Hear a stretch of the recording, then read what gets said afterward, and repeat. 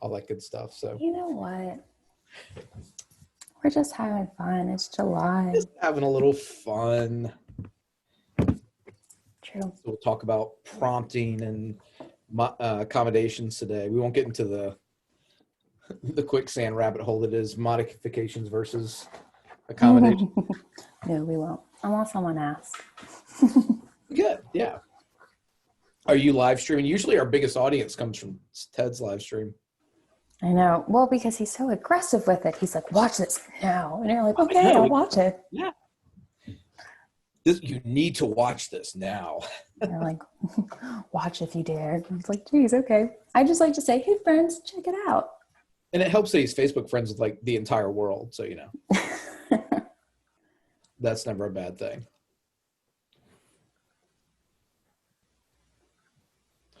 So what are you going with face covering wise now? Are you still using a mask or? I'm excited to be using the shields once we get that. They're sitting right here. Let me see. It's really kind of anticlimactic. You have this thing that goes around your head. Perfect. And then the shield goes into the thing that goes around your head. Fantastic. These are not cheap, by the way. I know. That's why I had you buy them for the company. And hey, good news. It appears that there's a new swine flu coming, so that's good. That's just about I already got swine. Kate, this is a new one. New and improved. But I already got it. Like when I got it my first year in college, and they gave us pink face coverings. Everybody should have a pink face covering. No. Well, I was actually at REI yesterday, which that was exciting. Finally felt a little bit at home. Like true, because REI is always exciting. It's like being Toys R Us. It's for adults. I completely agree. And there's like nobody there, which makes it even better. I didn't have to wait in line to go in there, which is fantastic. So I actually found, so I've been using more of a bandana, and Target was selling some bandanas, but they're very small.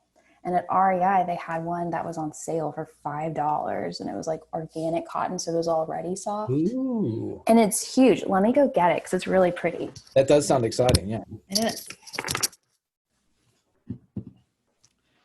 For those of you waiting, Kate is getting ready to give us a fashion show on the latest face coverings.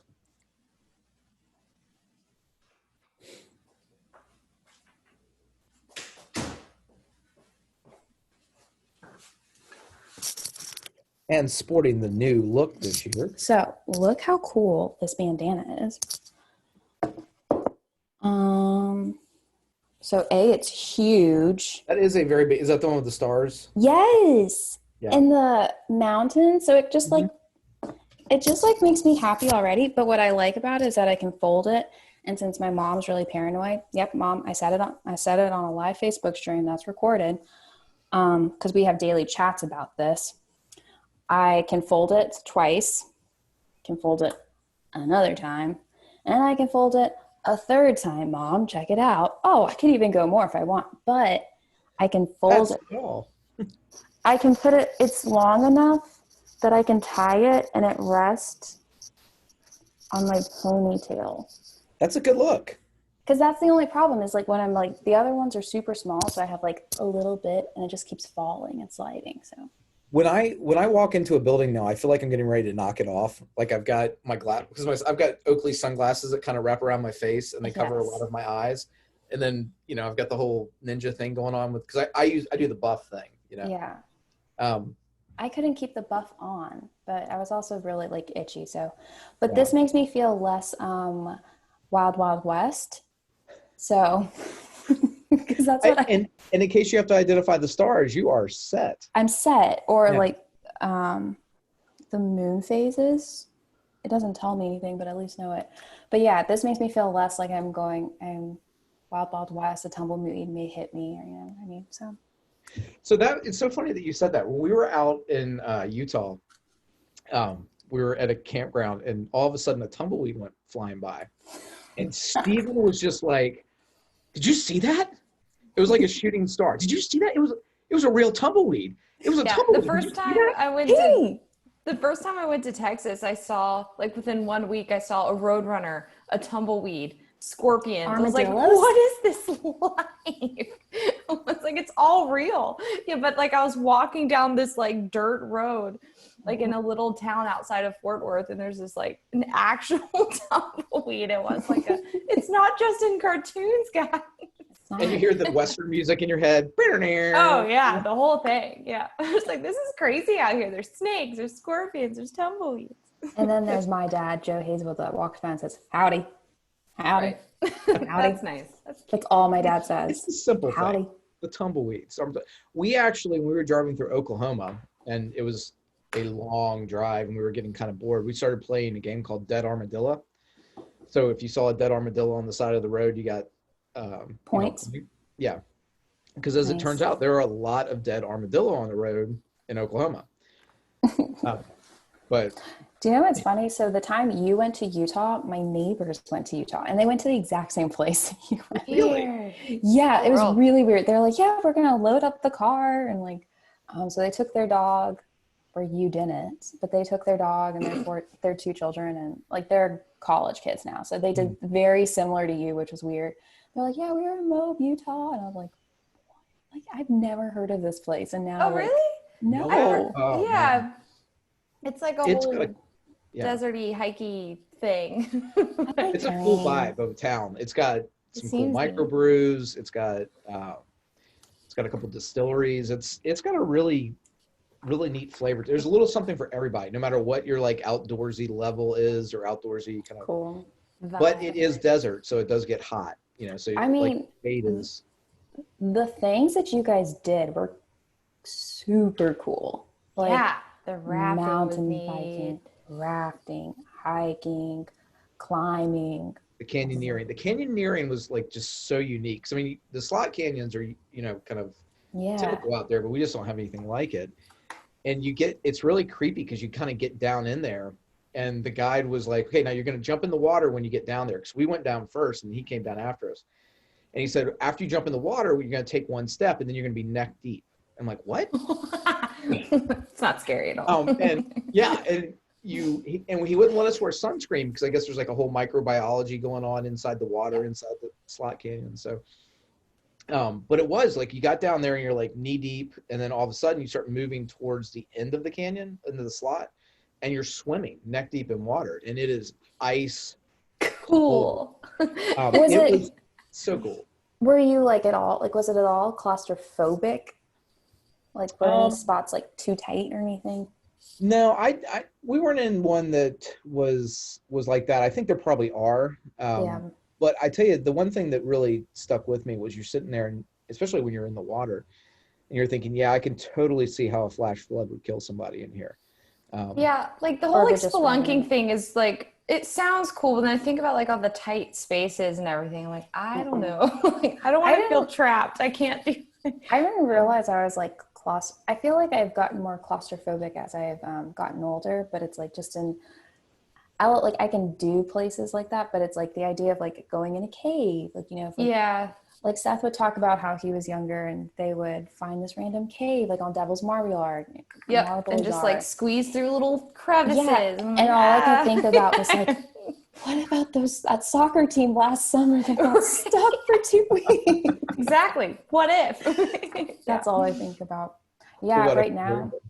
I know this is completely unrelated, but to EBCS news, but with have you guys heard about Mount Rainier? The hikers that are missing? Did they find them? There's 3 hikers, but they're completely isolated incidences, and so they found one of them today. They did. I was asking Seth, but we haven't done enough looking into it, but if that was like on the Wonderland Trail or I have no idea. I don't know.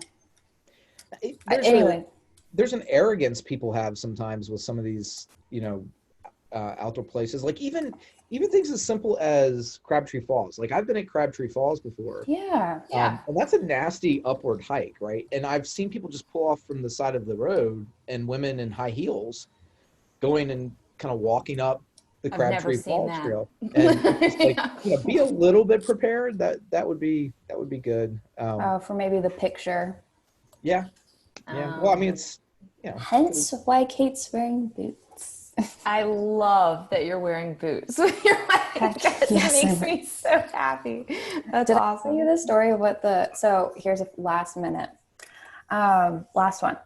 I went to go put my dress on like last week, and she's like, oh, okay, what shoes are you going to wear? And I was like, oh, well, I have my boots on. Like, I was so excited. And she was like, yes, I can see, but what shoes are you going to wear with your dress? I was like, I'm wearing these shoes with this dress. And she was like, oh. And I was like, I'm hiking.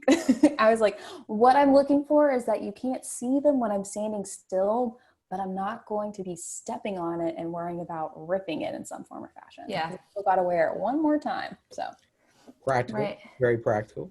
You know me, awesome. Practicality Kate right there. So are you guys hiking to the actual spot? Or are you guys driving up? You can drive up from Coal Mountain? Can't you? Isn't there like a little? No, you got to hike. No, there's yeah, but there's well, two ways. There's like So there's one word that's more. Yeah. That's probably the easiest. Yeah, there's one that like takes an hour. Like if you go this way, it takes about an hour, or you can go more up and it takes like 20, 30 minutes. That's what I'm We're just thinking. gonna Like take you that can route. Gotcha. Yeah. Okay. And we've decided we are going to camp out. We at first Yes.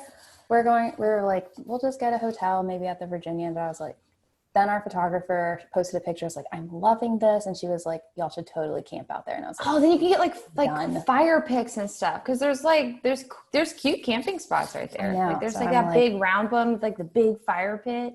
So Yep. you're not supposed to camp on Cold Mountain. So No, we're going to be camping out in the spot where we can, where they listed on the site. because Right. here at EBCS, we follow all the rules. We do. But that's not EPCS related. That's all Kate. But yeah, so that's what we're doing. So we'll see. It'll So be fun. speaking of EBCS related, I figured Yes, we might as let's well get talk on about topic. something Why we're related. here. Yeah. This is fun though. So we were going to talk about prompting and kind of accommodations going into IEPs for prompting. And Kate, I know one of your favorite subjects is accommodations. And do you ever see prompting put into accommodations? Yeah. Well, I don't know if we as much see it in the accommodate. Well, yeah, we do. But I think what irritates me more is when we put it in goals, Yeah. Mhm. because it's like the purpose of the goal is for it to be eventually mastered independently, if I'm correct, if I'm like wording that correctly. Which I mean, like, okay, so I think of it like this, visuals, right? Like if I need an agenda, I need a reminder. We have Google Calendars to remind us and whatnot. But I need to make sure that I can't have you guys texting me every time like, hey, Kate, look at your calendar. What do you have going on today? Hey, Kate, Okay. something's happening today. Like I have to be able to engage with that with my Google Calendar independently in order to function independently, right? And I think too often, we have those visual prompts in there, and it's not just a visual prompt, it's a visual prompt with reminders, but they don't word that in there. So I think that's something that we just kind of need to think about often. Those are most of the prompts I see in there, visual prompts, a lot of visual prompts. What about you guys? Yeah, I think in the adaptive world, we saw a lot of Like physical visual prompts. definitely in the accommodations. Oh, okay, but yeah. I think even worse, speaking towards the goal, is not clarifying the type of prompt. Yeah. It just say so-and-so with no more than 3 or 4 prompts will do this. Which 3 or 4 prompts is a lot of prompting. That's really It bad. is, and that could be verbal, gestural, and physical. Like that's basically hand over hand, and the kid's not doing it at all. So if that's at the end of the goal, like by the end of the year, this child can do this thing that involves all of these prompts. Well, Should that have been a goal, or? Well, and then I also That's the think, point. if someone has that prompt, like if they have that in there, Katie, like, the 3 to 4 prompts, Mhm. they probably also have something in there about reinforcement. And it's like, Right. if you And knew, I if you knew something, what about errorless learning? Like, we're not going Right. to give them 3 to 4 prompts. Right. The whole before- point is to fade them. And I think that, I lost my train of thought. It's gone. sorry. Whew, no, it's not your fault. I'm sorry. Summertime. Yeah, I'm just staring at like bunnies hopping through my yard and stuff. Literally. Sorry. Well, we were just Unfortunately, talking it wasn't about that errorless learning piece, right? Where it's Yeah. like if you're having to wait 3 or 4 prompts for errorless learning, like we typically say 2, correct? Yeah. Because So we I want them to engage in reinforcement. Yeah. Yeah. So I think prompts and stuff, I don't know if you guys agree, I think you're on the same page, putting those in objectives or no, or do you think the objectives should just be like other behaviors that are cusps to it? Do you So I think think- there should be no prompts in any objective or goal? I don't think prompting should be in the IEP at all. Gotcha. Because prompts should be faded, and we should. Right. It's a teaching method, right? Like it's an instructional method, not like a skill. Yeah. Yeah, and if we throw the prompts into the IEP, then legally you have to use them. And I think Right. what it comes down to, Yeah. as we talk about kind of the relationship of ABA with special education, is a misunderstanding of what a prompt is. You know, Yes. a prompt is a stimulus that's added that elicits the correct response, right? The targeted response. So Well, sorry to interrupt, but we have stimulus prompts, but we also have response prompts. yeah, we do. Sure. But And what I'm saying oftentimes is we that- see response prompts inappropriately used that are actually stimulus prompts, and they all get mixed up. Yeah, it's just kind of a refinement of understanding of it. But one of the things that teachers love, and I even think the VDOE was really pushing this the past couple of years, is that language of given something, Mm-hmm. the student will do something, right? And what I was seeing a lot in IEPs was given a verbal prompt, the Yes. student will read so-and-so, but that's not what the given should be. That given should be a stimulus that's initiating that target behavior. So given a list of words, the student will read this list of Right. words. And the I prompting think- something that's added to that given. I think that when teachers are writing that, some of them, not all of them, I think there's a misunderstanding between the difference between a prompt and a cue. And so Yeah. I think teachers read, given this prompt, they're thinking that initial stimulus, they're thinking that like putting the book down and saying read, or just saying read. But that initial instruction, that's a cue, not a prompt. And I think that when I first saw IEP goals, that's what I was thinking when I saw those examples. I just assumed that was the cue before I knew more about this. So I think that a lot of teachers might assume that given is just the cue and not further prompting. So I think there's just clarification. So I think again, a prompt is an antecedent-based intervention, right? I'm saying right just to clarify for everybody Yes. out there. Yes, I know that. You know that. Now everybody else knows that. Yay. So maybe this was just me thinking after you said the given blank, do this. We write goals like A, B, C. When given the antecedent, the student will demonstrate what behavior the concept. I Right? think that That's is a cool how way to goals write are it supposed out. to be Yeah. written, right? Think Like about it. And Yeah. that goes back to that definition of behavior being everything, even the academics, right? So we can look at Yeah. that contingency, the ABC contingency of an Well, IEP goal. and I guess I think of it too, because Katie was talking about that cue. So when given a list of words, right? Mhm. Like this is where we ultimately want this child to be at, right? But right now we're not there. So we need to provide some level of prompting. So underneath the antecedent, we put the antecedent intervention, which would be a prompt. And again, we can talk about what's going to be the plan for fading. So we don't just say we're going to forever stay in the land of hand over hand, but we're going to do this, then we're going to do this, and then do this. Not saying that we write that in the IEP, because like you said, legally, then you have to be doing that. And it's when they move from it, when you're able to fade it, technically you then have to go and do an addendum, which then can be more time.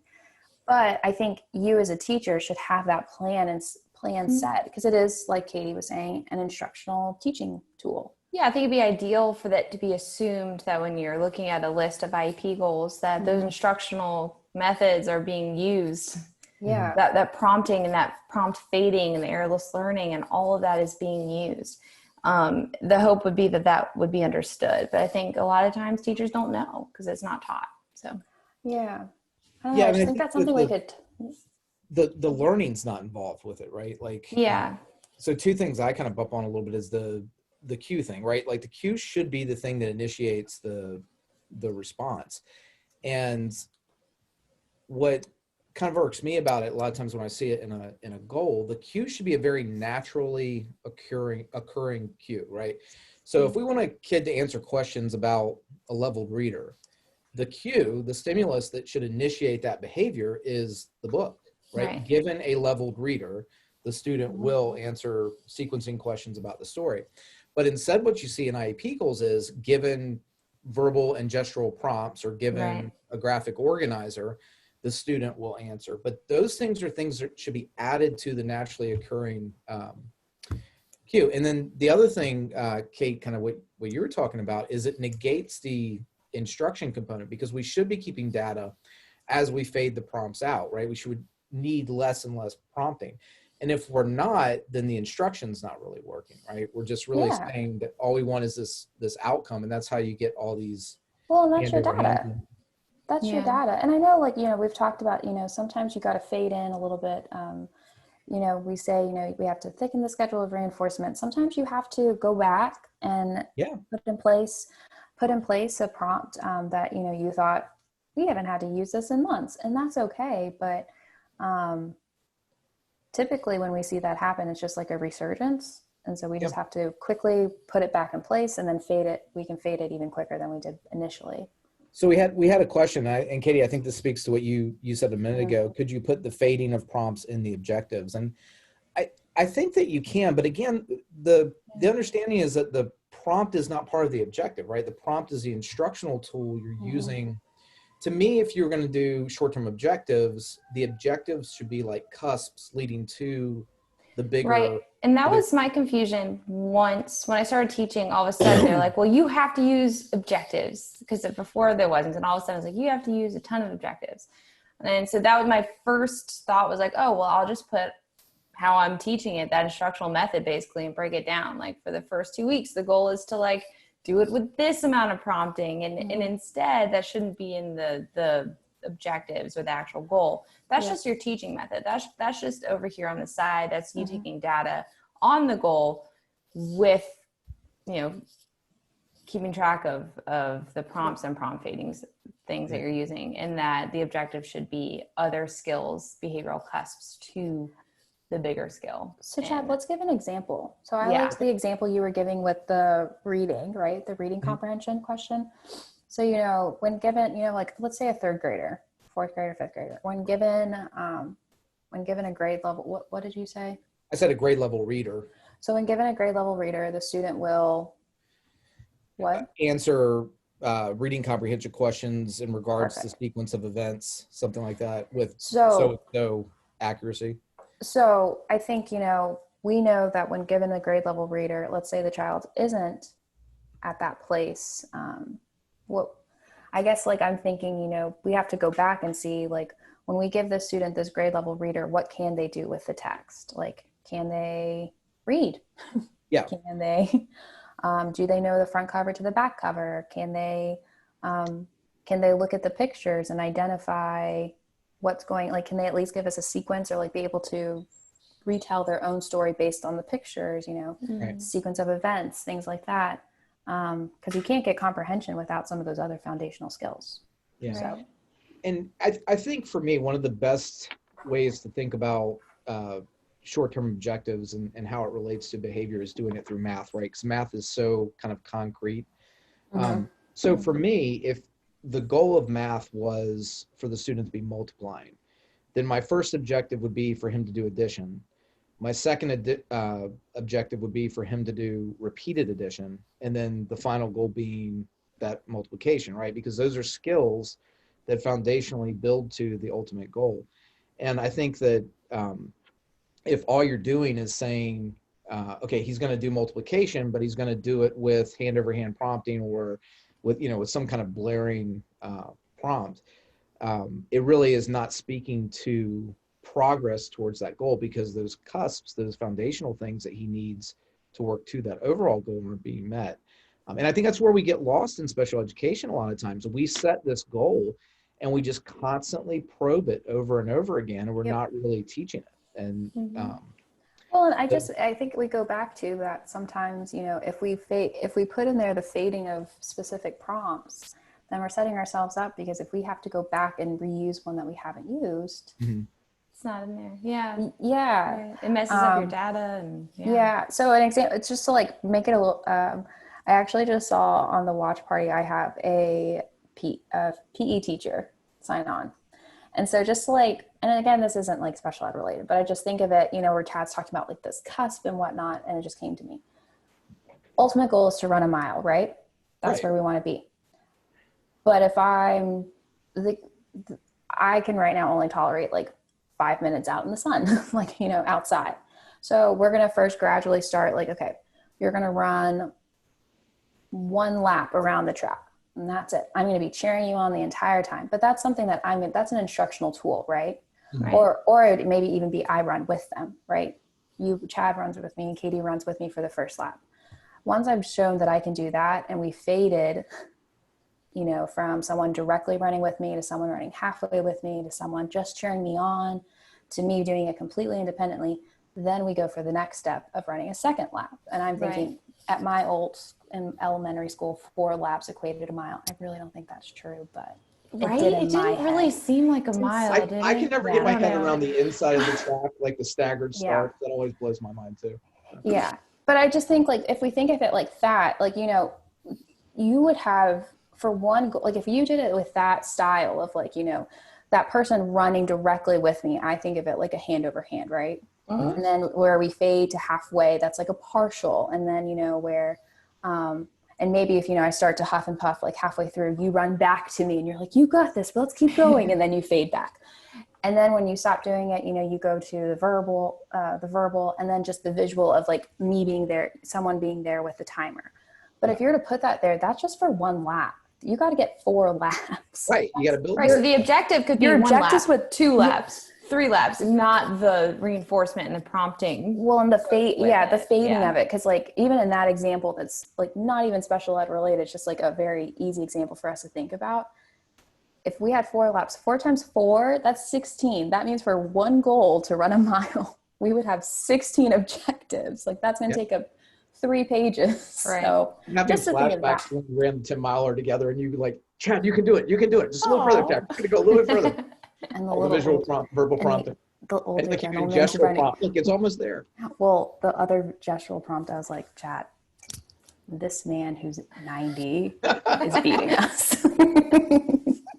But it's okay. It was okay.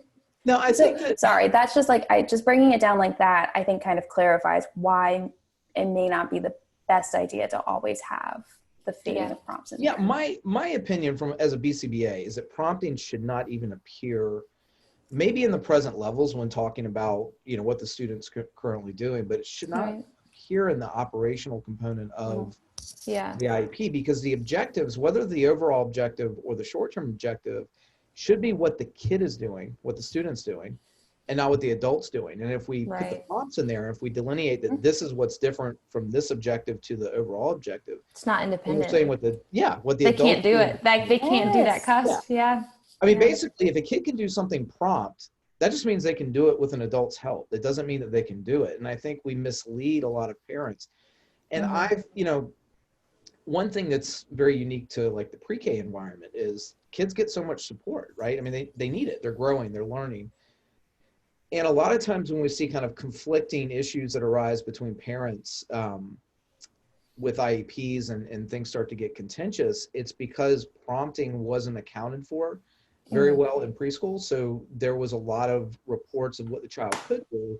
And then they come into the elementary environment, and then all of a sudden there looks like there's regression, right? Because the prompting's been removed, or now all of a sudden the prompting's been accounted for.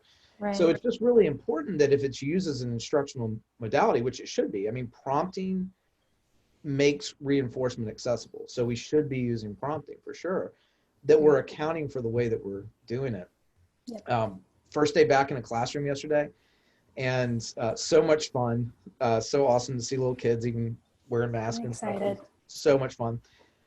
But I was watching kind of what was going on, and they were working with this one student, and everything was hand over hand prompted. He had a PEX book filled with probably 50 PEX cards, and he couldn't open the book himself. Yet it looked like, and what was being reported was that he goes to these PEX cards independently, but he does everything hand over hand. And when you think about it, and this kind of is like a really kind of blaring example of how things can get kind of out of control on you.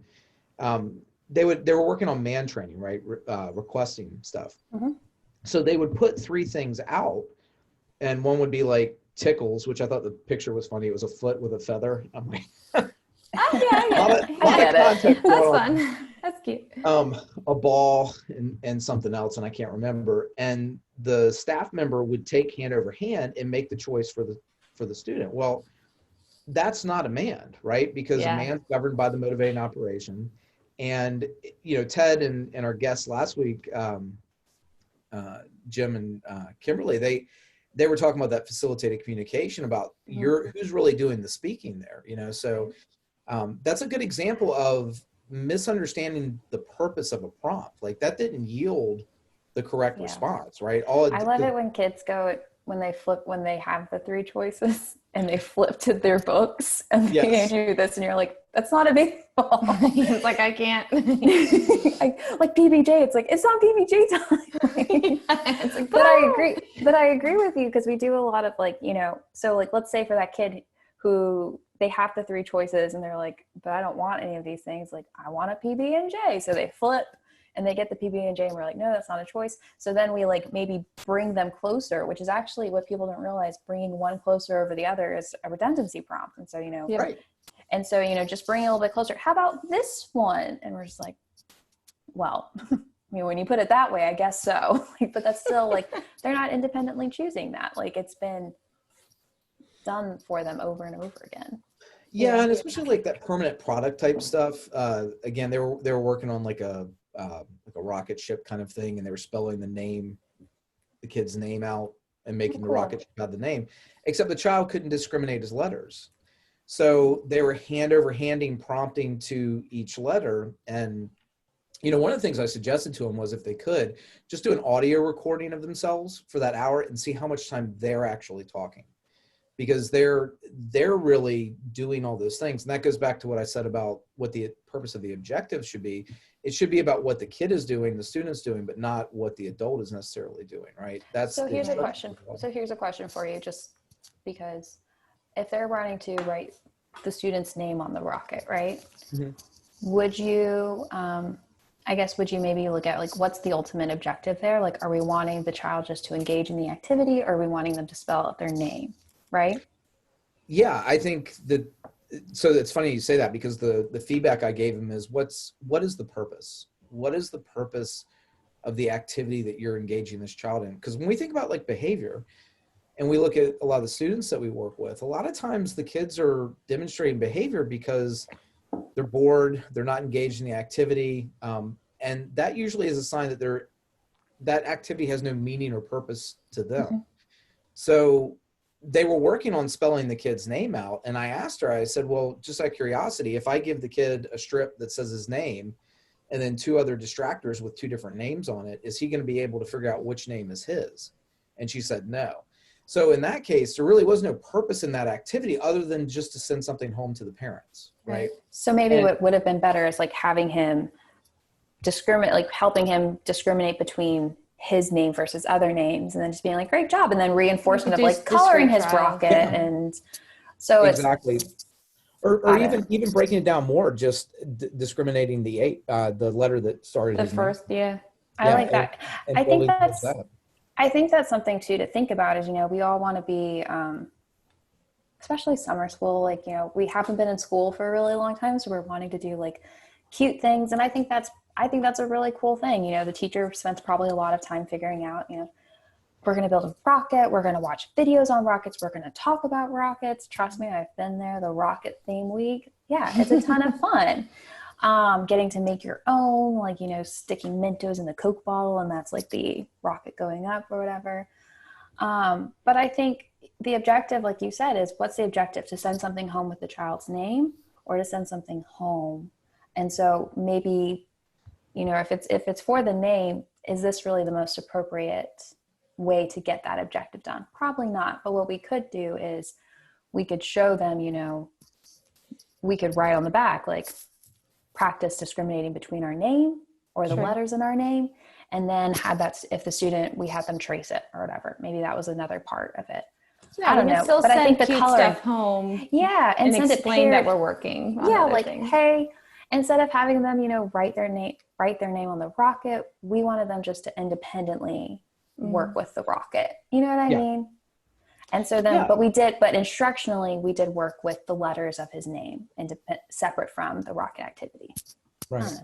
And I think that the lesson to be taken away is just looking at the level of prompting that has to occur to get that activity completed. And if it is so much adult oriented prompting, like hand over hand, full physical prompting, you really got to step back and say, is this the appropriate activity for this kid to be doing? Because essentially the product was absolutely beautiful. I mean, his name was like spelled out perfectly, in beautiful letters, and she had hand over hand the rocket, like, exhaust kind of coming out, and it looked like this really beautiful thing. And nowhere did she indicate on the paper that it was hand over hand. So what gets sent home to the parent is really kind of misleading in that regard. And the parent's like, hey, wow, this is great. That's fantastic. And I think it was a couple of weeks ago, we were talking about just honesty with parents and about where students were developmentally and academically. Well, and just like how, I'm sorry. Go ahead. No, go ahead. If you think about it, it's just like how teachers don't want to see, they assign this fun group project, or not group project, this fun project they have to do at home and then bring it in. And they see all of these projects, and there's one that just looks, like really, really good. In some cases, the kid's just freaking awesome, right? So in some cases, that kid's just like, that art project was perfect, right? They're just really good at it. But we are usually like, the parent totally did most of that. And that defeats the whole point of the project, right? That defeats the whole point of the process. And teachers aren't looking or grading on how perfect it is, but like what they're able to do. And so it's another way to think about it. Just like how teachers don't want to see that, parents don't want to see a bunch of work done by teachers without an explanation. I like that. Also, you've made me decide that whenever I have a child, I'm going to be like, good luck. Exactly. Yeah. Like, you got to turn it in on time. Don't forget. There can be help, right? But don't do it for your kid. And I do remember I was accused for one project that my teacher was like accusing me. Your parents chose, like, no, I just spent like 6 weeks on it. I actually started when you assigned it, not last minute. Exactly. Like, it was just like anyway, that's a me problem. But typically the parent and what's funny about that, tying it like in the whole ABA continuum, is I have teenagers, you guys know, and my oldest is very much like me, and he puts things off to the last minute, right? And it stresses me the frick out. So what my prompting, it's funny because I actually negatively reinforce myself by prompting him and making sure it gets done, because I'm removed. You do that in every area of your life. Okay. Yeah. That's in the company widespread as well. Well, apparently it's a global problem then. Okay. But no, one of the things that I think is funny, we were having dinner with our Bulgarian tutor the other night, and she was talking about like going to school in Bulgaria. And this really doesn't speak necessarily to prompting, but it does in a way, I guess. But she was saying that they didn't have erasers, that when you made a mistake writing something, you put it in parentheses or you put a line through it. And then you wrote the correct way next. So you weren't allowed to erase your mistake. Does that stress you out because you can't make it pretty? Yeah. But that's what my therapist prescribed. Yeah, I was like, it was the most anxiety driven task. Like sometimes I would, gosh, I'm such a loser. No, I had to fill out medical paperwork the other day, and I spelled something wrong, and I was using pen, and the entire time I was like, why do we have to use pens? Why can't I just use a pencil? And as I messed up, I was like, I would squiggle it out, and I was like, it doesn't look pretty. Yeah. I'm Yes. just proud of you for not carrying like whiteout around with you. Or No. asking for another form. Right. Yeah, it Did you does. ask for another form? I know I printed it off at home in advance so I could print out as many, but I stopped myself. I recognized, I was like, Kate, you're getting too into this. You need to stop. We need to move on. Yeah. But yeah, no, that was actually something that I did as a kid. They took away the erasers. My mom stopped buying me the big magic grubs because I went through those real fast. Well, and mistakes can be prompts, right? Like if you look at the error that you made, that can be I a love visual prompt for correcting it. Well, I also think it's so, it's funny, like just kind of analyzing myself. So as a kid, when I was little, third grade, I mean, we all knew it was there, but third grade was when Miss Forrester, my third grade teacher, recognized it in me because I had to do test. It was my first time to be in a public school setting. So what I remember is she would hand out those stupid fluency multiplication quizzes. Yeah. Super anxious during that. I hate them. They're timed. Yeah. It was very stressful. So, little precision teaching though there going on. So what? a little bit of precision teaching there with the fluency. Yes. Yeah, we know. But I wasn't, there was no precision in me. So when it came to multiplication, but, my teacher recognized, she called my parents in and my parents were like, yeah, we've been waiting for this phone call. And it was, yeah. And she was just like, Katie's just not the type of child to, not do something, but she spends, I give them max, 5 minutes to do the task. And I've watched Katie the last couple of times and she doesn't literally start the physical quiz until the last 30 seconds, minute. And now that I'm like analyzing myself, I was like, was that behavior though of erasing for that like perfection? Was that maybe an escape behavior of myself? Because it could have been maintained. Yeah. Like I didn't want to do this because I know I wasn't going to get perfect there. So doing it on my test, and the only prompt that I got, like, when she's like 30 seconds left, I'm like, I have to start. It's like, yeah. I don't know. I'm sorry. Sidetrack, just, analyzing. No, I think it's a good Katie. point. I mean, we all kind of have those things and respond to different types of prompts, but I think the making mistake, like we don't let kids learn from mistakes, and learning from mistakes can be a type of prompt, like when you make an error. Yes. Everything now is so corrective. Mm-hmm. I can remember way back when we used to have to, and I think now some grades they still do this, but we would basically accumulate a writing assignment. So you would start with your first draft or your outline, your first draft. That was it most of my life. Yeah. Yes. And then everything was stapled together with your final draft. And you should see kind of the progression, and the corrections made on the rough draft should prompt you to fix things on the final draft. Yep. But I watch a lot of what goes on in schools, and it's not unusual to see a teacher walking around with an eraser in their hand and erasing. And even just a little shout out to all my wonderful OT friends who I love and adore.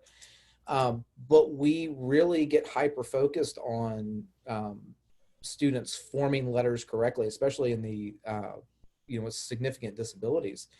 And I've seen some OTs that leave the wrong thing there as a prompt for the students and they move on to the next one. And I've seen some that don't. They erase and restart. And I think there's a lesson to be learned there that errors can be prompts for. So could you distinguish for us having the availability of, the prompt of messing up, right? And then errorless learning, because what's that balance? So errorless learning essentially is for very discrete skills, right? Like we're teaching skills that necessarily aren't in the learner's repertoire. It usually is tied to discrete trial.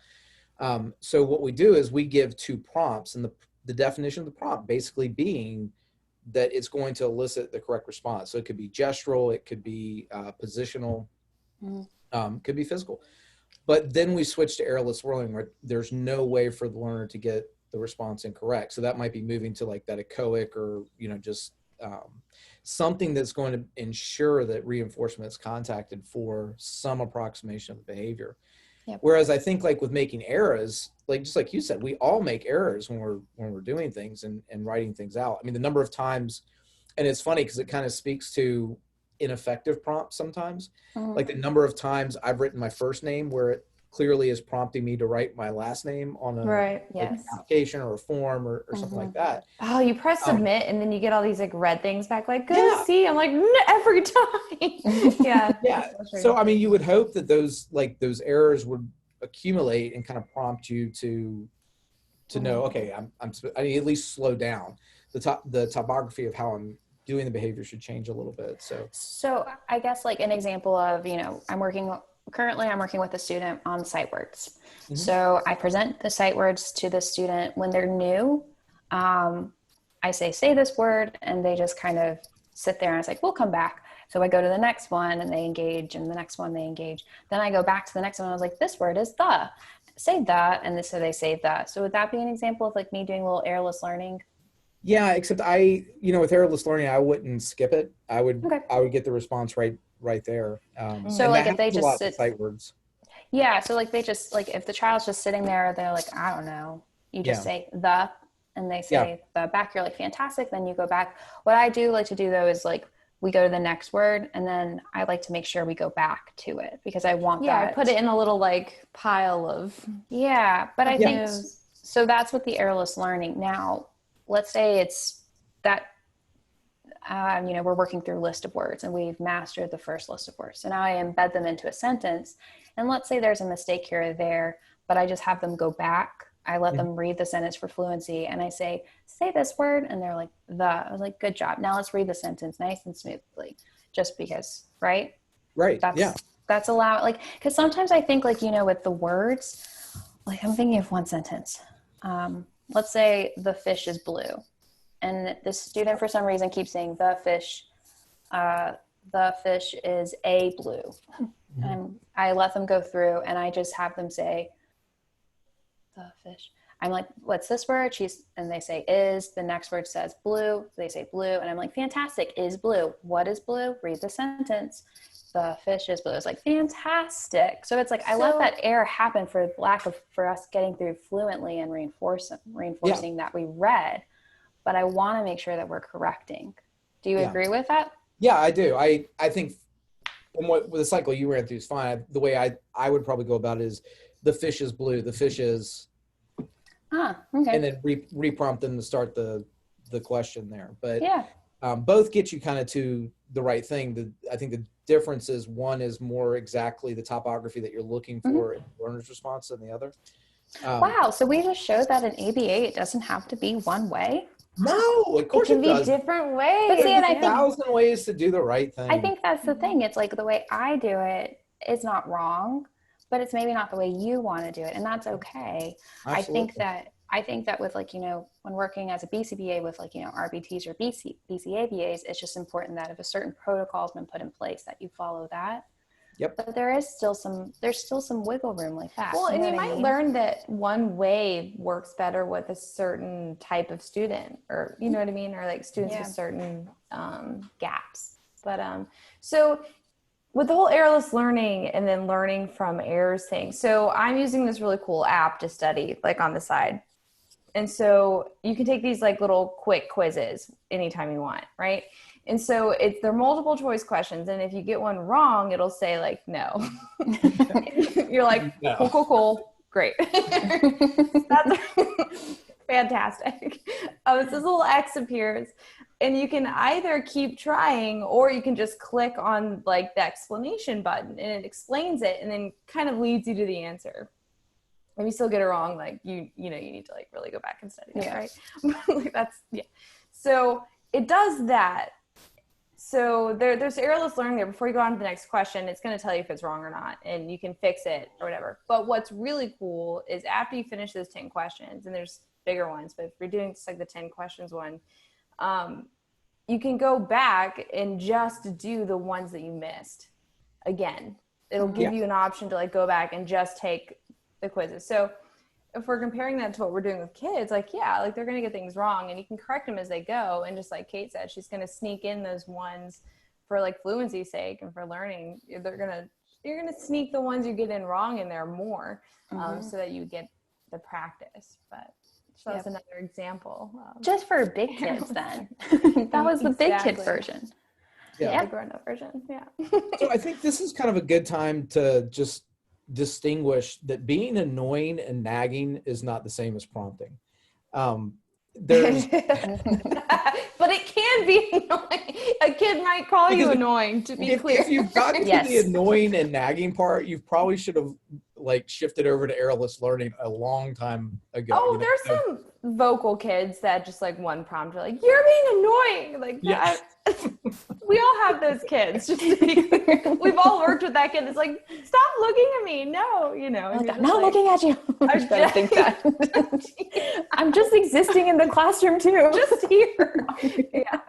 So those kids exist. We see that in a lot of gen ed, like the constant like verbal reminders. Yeah, it can be too much. Are viewed as from the instructor as being prompts, but and Kate, you and I, when we were doing a webinar on executive functioning, we were talking about this kind of like that delay in processing and kind of like ordering things out. If I'm giving you a verbal prompt every 30 seconds to the original direction, you're getting overwhelmed, right? Like it's things are piling up in there and you're trying to sort out what the original direction was. And all you know is I just keep telling you to do it. So we do have to account for in our prompting, like a delay in response sometimes. Is there a magic number? Because that's a question that's often asked. Like, is there a magic number to wait between the presentation of the cue or the instruction and then? Isn't it like 2 to 3 seconds or something? Oh no, I think that's too quick. Like, I think it depends on what you're doing. I think if you're running discrete trial, that's probably appropriate. That's probably where I read. Yeah, I think that if you're running, if you're just in a classroom, you tell the kids to pull out their pencils, right? Yes. And you got 2 kids that don't pull out their pencil. If you're saying pull your pencil out every 3 seconds, that's not. Yeah, I want to throw my pencil at you at that point. Like, give me a second. I'm doing something. But what's funny about that is I see that a lot in IEP goals, that student will follow an adult directive with verbal prompting within 30 seconds. Right. And 30 seconds is a quick turnaround. Usually when I'm doing something with a goal like that, like following adult direction, I'll put more like 2 minutes. I mean, baseline really should be what informs that, right? Like if the student's not following anything the adult's doing, direction wise, putting 30 seconds in there is probably setting the kid up for some massive failure and the adult. But if it takes them 10 minutes to actually pull out their pencil and then you're like, they're going to do it in 30 seconds. You're like, okay, that's ambitious. Right. Especially when we're talking about like our kids with ADHD, autism, where you've got some of these executive functioning deficits, you really do have to allow for processing and using multiple forms of language. Like that's where I really like kind of that whole language approach that we talk about a lot, which is, I give the direction. So if I say pull out your pencils, maybe I've got a picture of a pencil up on the board and I point to that when I say it. And then I can give a more individualized prompt to a student that responds better to a visual prompt than they do a verbal prompt, and thinking about that way. But yeah, just as a teacher, be conscious of, am I nagging or am I prompting? Because there is a difference. If you're never getting to the response that you want, you're probably nagging. And at that point, the kid's never reaching reinforcement. So it didn't serve a you might need to switch up your reinforcement schedule if it's constantly a battle every day. Like you're saying the same, you're getting tired of hearing your voice saying the same things. And I think as teachers, we all get to that point, like, wow, I'm really tired of hearing myself say that one phrase to this one kid. Maybe you need to switch up your approach. Maybe you need to switch up the reinforcer itself. Maybe there's something that's missing that you could. Well, and I think too, like, and we ask a lot of questions. So it's like, where's your pencil? Where's your pencil? Where's your pencil? And to me, I don't really, that's, in context, of course, to me, if I said, where's your pencil? The kid could easily just do an interverbal response and say, in my desk. Right. And so you're not really prompting them towards the response of getting their pencil out. You're really just prompting them. You're asking a question and they have to respond. Right. Does that make sense? Yeah, this gonna be that sassy kid that's like, it's in my book bag. Well, you're like, that makes sense. Here's an example. Like, it was group work. I was in a middle school, and it was a group work time. And the teacher said, okay, pick your partner. It's time to go. It's time to do this assignment with your partner. And the teacher asked the student, do you want to work with a partner? There's this group here and there's this group here. And the student just politely responds, I'll work independently. Yeah. And the teacher asked. The teacher looked at me and said, is that okay? And I was like, you kind of have to do it because you didn't tell the student to pick a group. You just asked them if they wanted to go to a group. Yeah. But what was great, at least what was great about that situation, the kid looked at me then and said, is it partner time though? And I said, yes. So it's not an option. Pick A or B. And they said, I'll pick A. It's like, fantastic. Let's go with A. I reinforced that. But I think that's something just to think about. Katie, you're going to expand on the question versus statement. Yeah, I just want to be clear. It's hard. I still do this. Yeah. I've seen Chad do this recently. We all still do that. It's really hard over Zoom too. I catch myself doing it more working with kids on Zoom lately. Can you touch? No. It's oh crap. I need you to touch, whatever, Right. or, Yes. or read or whatever. And I think the teachers use that language a lot. Can you line up? Well, And no, I don't want to right now. Do you want to right? Do you want to work in a group? I really don't. In this case, the child was really politely answering a question. And with our students with autism, we know they're very literal. So we can't fault them for appropriately answering a question that you asked. Right. And so, and it's really hard. It's something that I still do a whole lot. It just takes practice and talk to your staff members in the classroom, hold each other accountable. I know in my classroom, I'd have an assistant look at me well, you asked. I'm I did, Well, because I think that you don't want to come off as the mean teacher. You know what I mean? Barking. The assertiveness. It's I think, am I just barking orders around? Right. Do this. And it's you don't have to be mean about it, but you do need to be assertive because you are the authority figure. Yeah. So I think that's just important, is to find that balance of, there's going to be opportunities that the student can have choice, but there are also times that the student doesn't have a choice. So lining up, that's not a question, that's a statement. And so it's just right. Time to line up. If you have that instructional control, that means that you've gained the respect of your kids. It means that they're more likely to follow those directions. And so you won't feel like you have to ask as much because you've paired with them. They know they're going to get reinforcement. They respect you. They trust you, and vice versa. So it all goes back to reinforcement again, as it always does.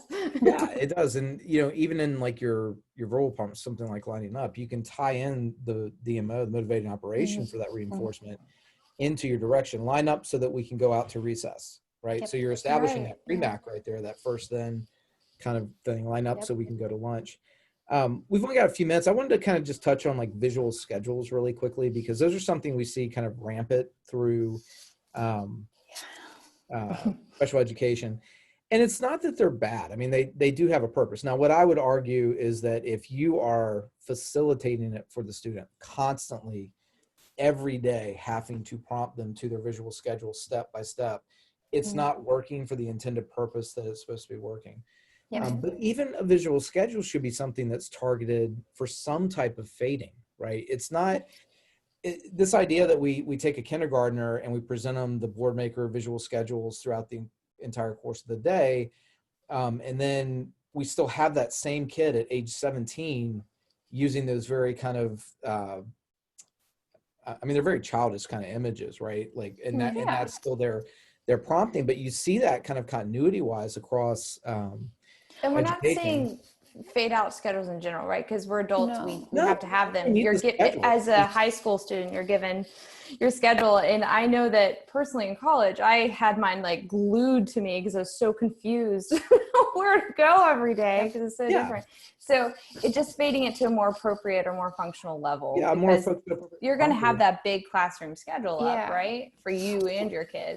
But I think the difference, what I'm saying, Katie, is okay, so you got your little schedule and you've got someone sitting right next to you saying, okay, Katie, now we're going to go to read too. I was just clarifying. Day, right? The first week, maybe we need that person. getting us Yeah. to go to, but then there should be a fading of some sort where there's more independence with the schedule. And that's the thing that I don't see with a lot of visual schedules. They're just so adult facilitated. Well, Again, and I think of it like if you have, like when you're working with transition, we at first have the child take like a cue card to walk them to that color table and it's Velcroed there.